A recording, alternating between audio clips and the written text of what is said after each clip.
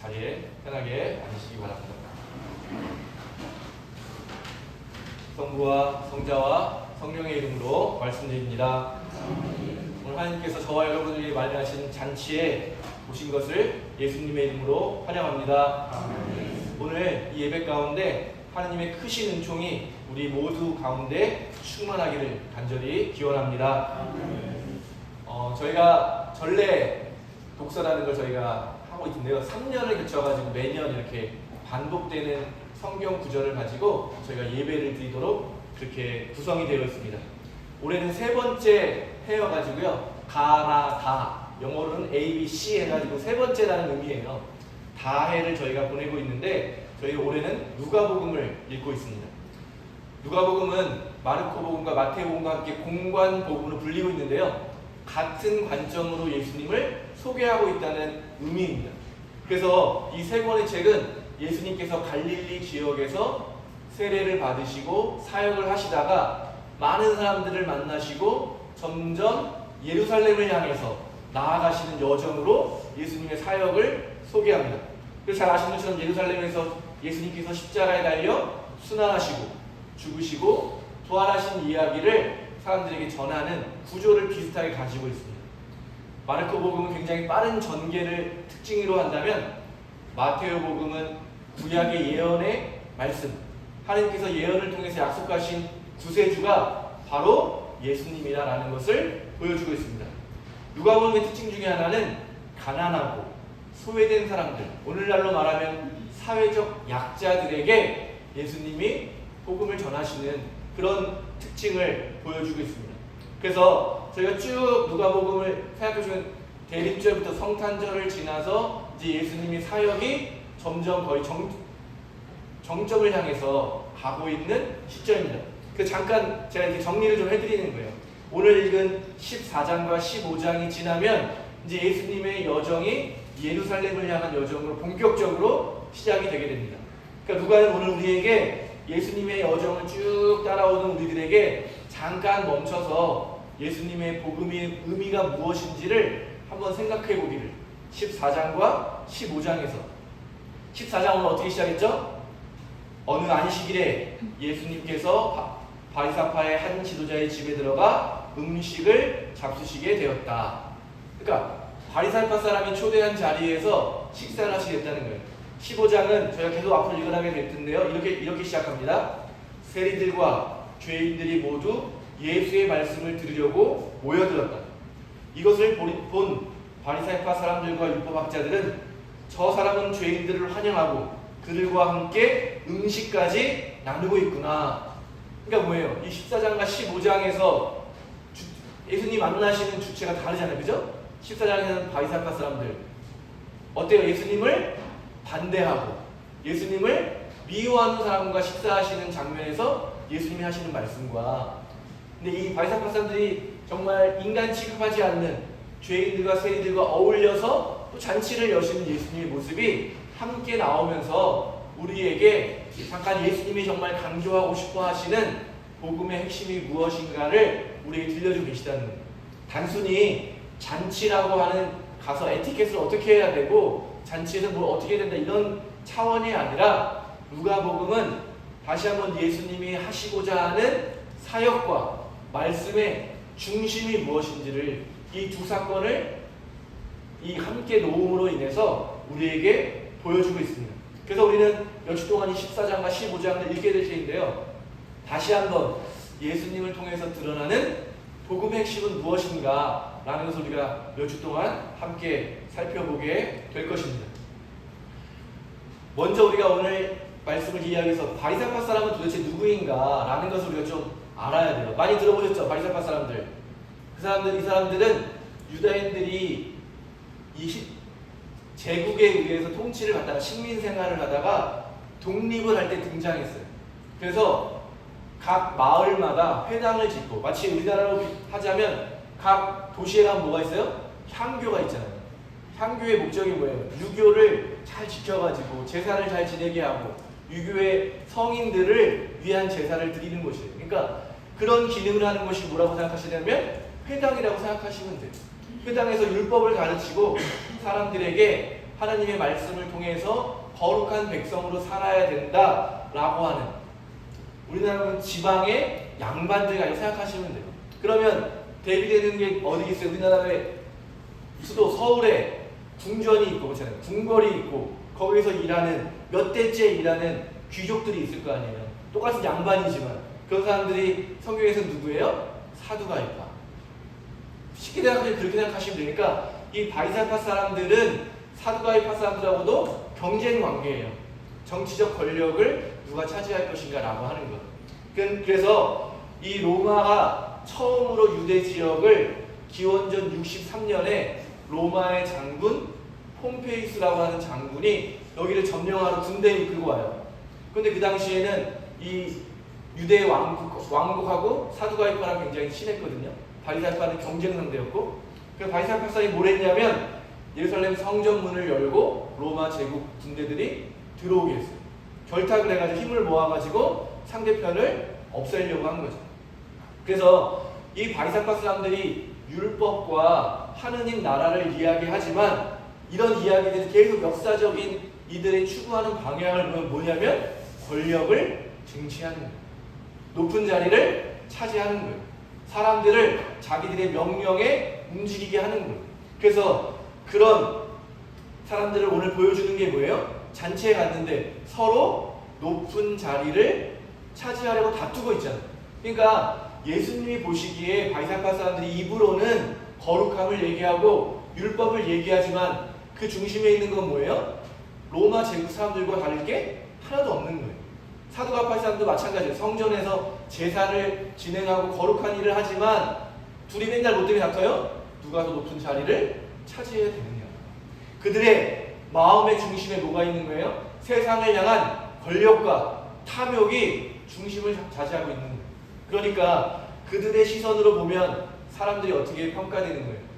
나에게 유익한 사람, 나를 도와줄 사람, 나에게 은혜 갚을 만한 사람은 잘 대해주고, 벌 볼 일 없고 죄인이고 쓸모없는 사람은 어떻게 하는 거예요? 자기의 삶에서 밀어내는 거죠.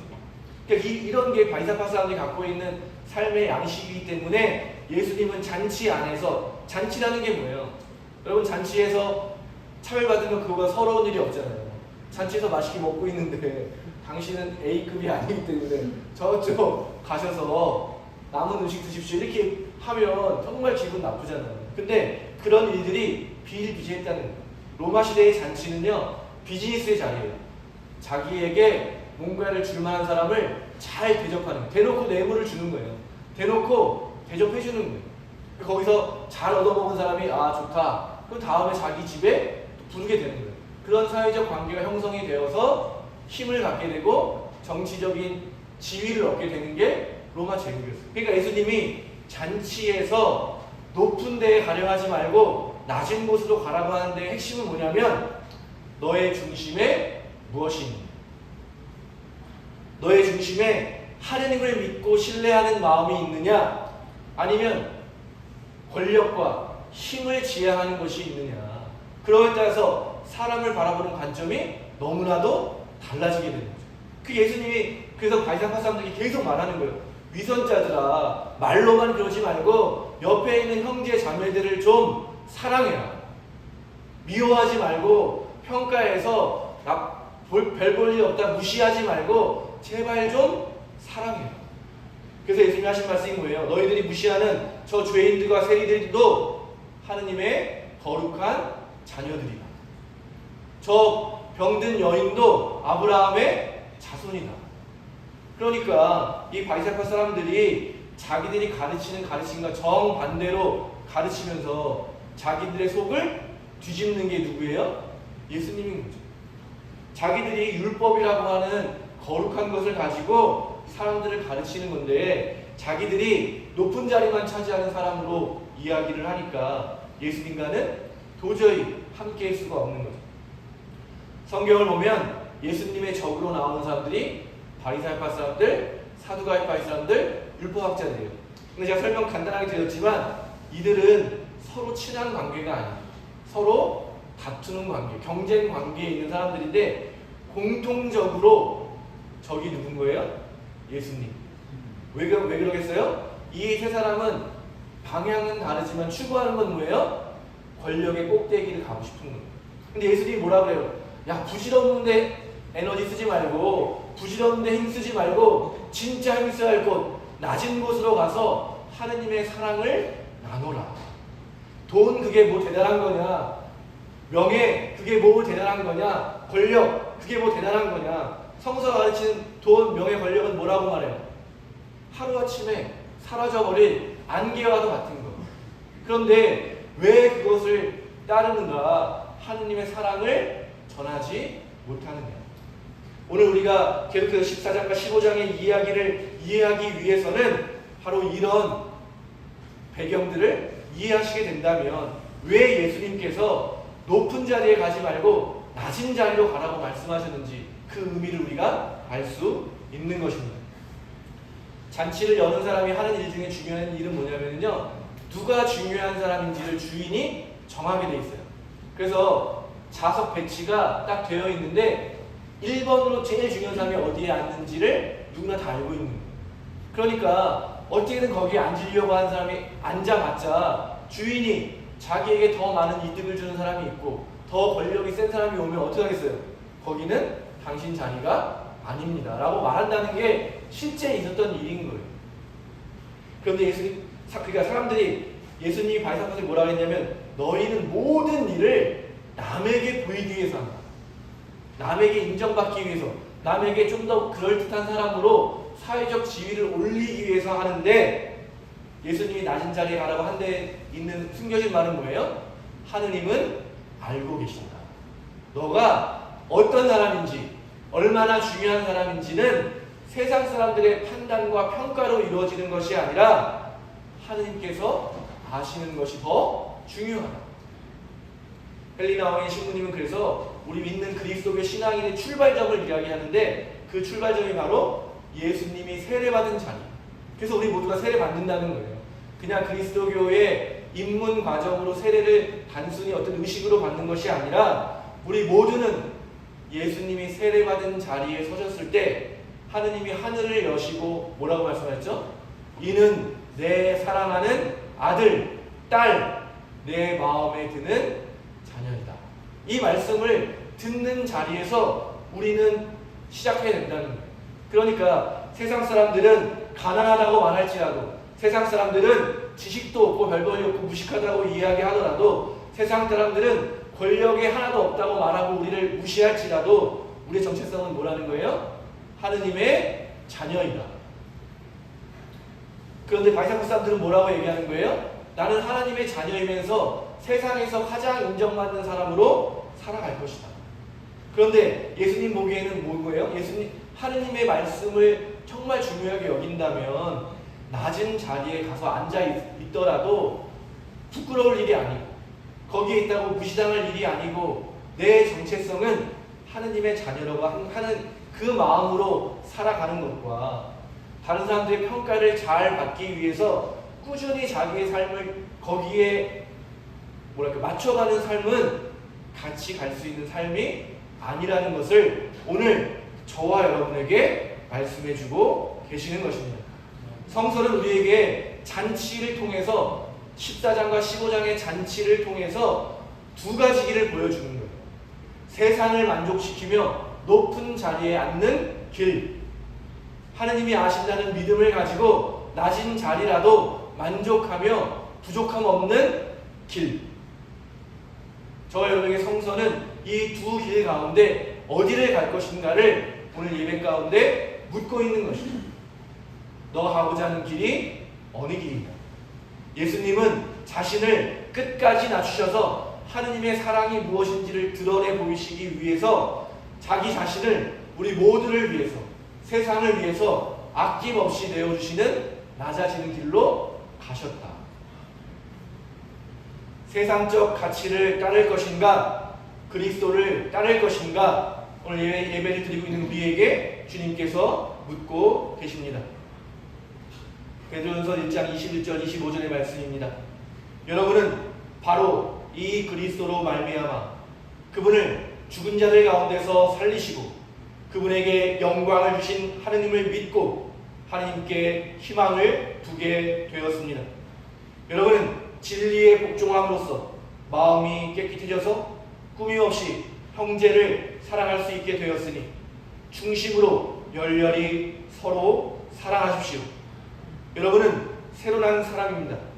그것도 썩어 없어진 씨앗을 난 것이 아니라 썩지 않은 씨앗, 곧 영원히 살아계시는 하느님의 말씀을 통해서 났습니다.